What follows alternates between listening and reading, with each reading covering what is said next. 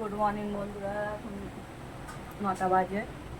তো আজকে যাবো না, কলকাতা যাব ব্যাংকের কাজে। তাই দেখো সকালবেলা মেয়েও কলেজে যায়নি আজকে বৃষ্টির জন্য, তাই তো মেয়েও বৃষ্টির জন্য কলেজে যায়নি। চা বানাচ্ছে, এখন চাটা খেয়ে নিই, খেয়ে নিয়ে তারপরে হচ্ছে বাকি কাজ সারবো। আর চাটা খেয়ে নিয়ে বাকি কাজ সারবো।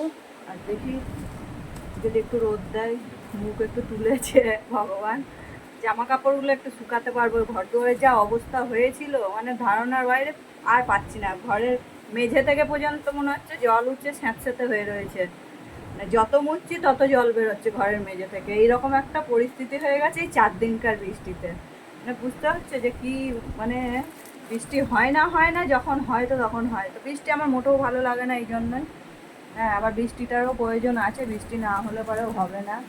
যাই হোক, আর এই বৃষ্টিতে ভিজে আমার পায়ের যে কী অবস্থা হয়েছে দাঁড়াও তোমাদের দেখায়।